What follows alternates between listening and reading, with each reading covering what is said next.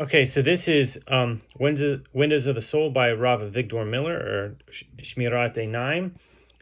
This section is for Friday, Music of Nature. I apologize, I didn't get this out on time. I was not feeling good.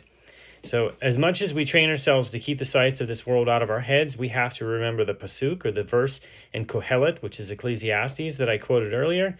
Shlomo HaMelech, so King Solomon, is describing one of the most important methods of utilizing the harp of Olam Hazeh, the harp of this world, right?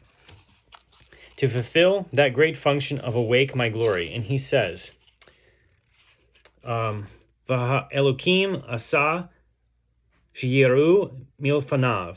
Why did Elohim make everything? What did he make? Everything. And why did he make it? So that we should fear him.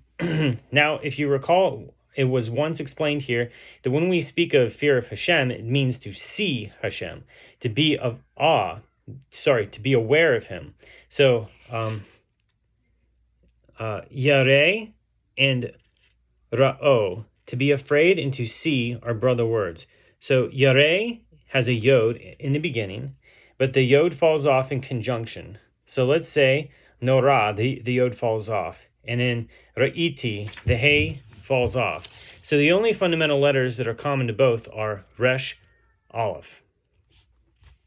So what is Resh Aleph? Resh Aleph is the same as Or, so Aleph Resh, light, Or.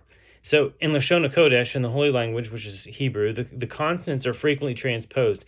That's a system in Lashon HaKodesh. So Or and Resh Aleph both mean light. They both mean to see. So to fear Hashem means to see Hashem, to recognize him, to be aware of him, to notice in the world the presence of Hashem. That's what it means. Yirah. So Shlomo HaMelech is telling us here that Yirat Hashem, or fear of Hashem, is everywhere in this world, but it's on one condition. You have to use your eyes to see it. It's a lifetime job. It's a great sadness that people walk through this world with their eyes closed from seeing Hashem.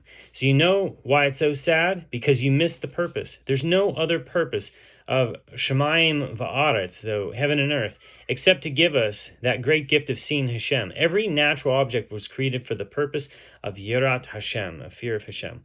So not merely to gain our consent, that we should say, yes, we admit Hashem made the world.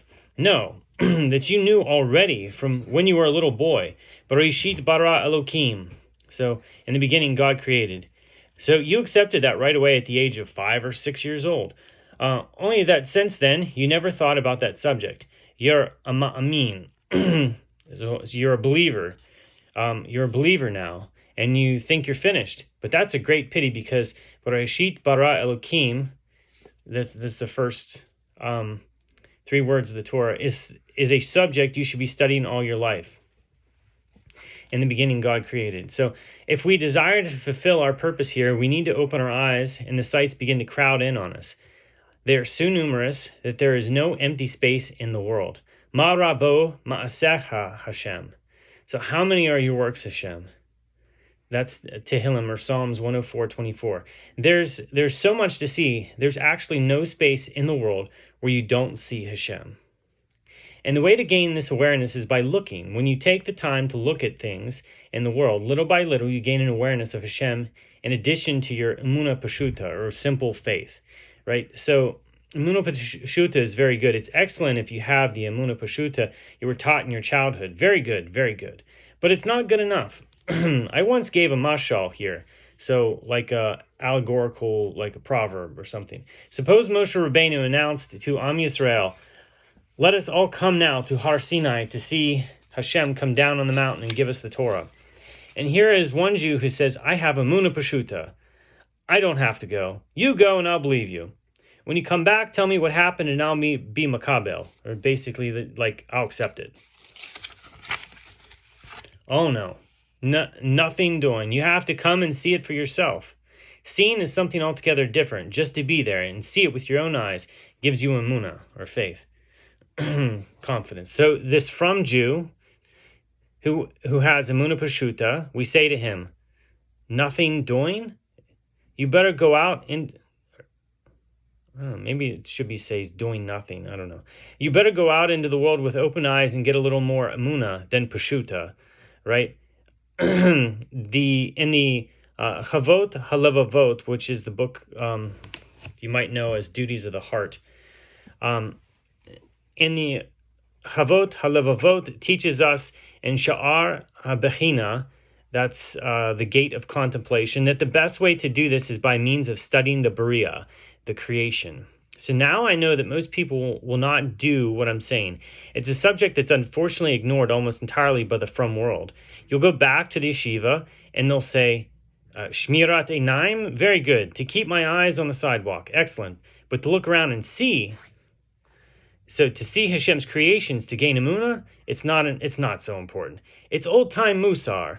It's out of style. So musar is, typically it's used for ethical instruction, but it's a whole set of,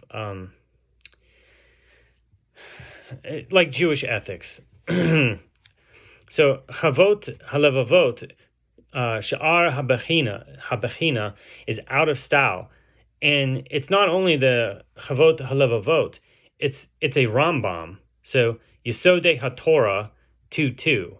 So that's the foundations of the Torah. That's like that's the beginning of like book 1. After you get past the Sefer HaMitzvot, the book of mitzvot that enumerates the 613 mitzvot in the Torah. I think that's the section right after that. It's the foundation of the Torah.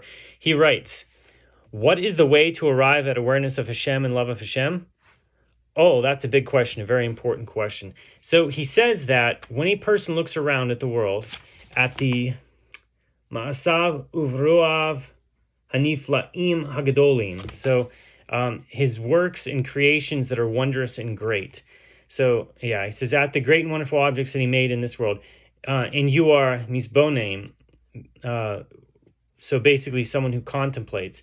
Misbonem means that you see it and you think about the wonderful things that you're seeing. Then certainly there will come into you a great fear and love of Hashem. And those are the words of the Rambam. He says, certainly, if you follow this path in life, absolutely, it will bring results. The Rambam guarantees it.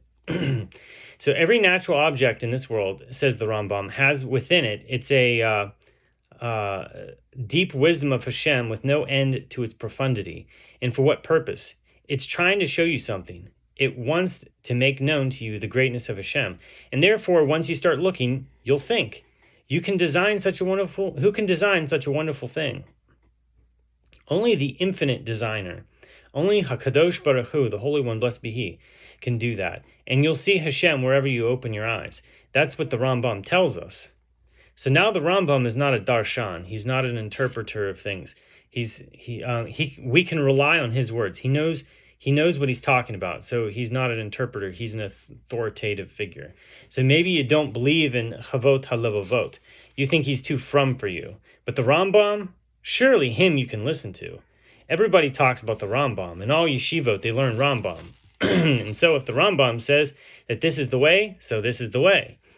And that means that everything in the world is for the purpose of serving as pictures to you. These pictures are all around us. What is it Hashem's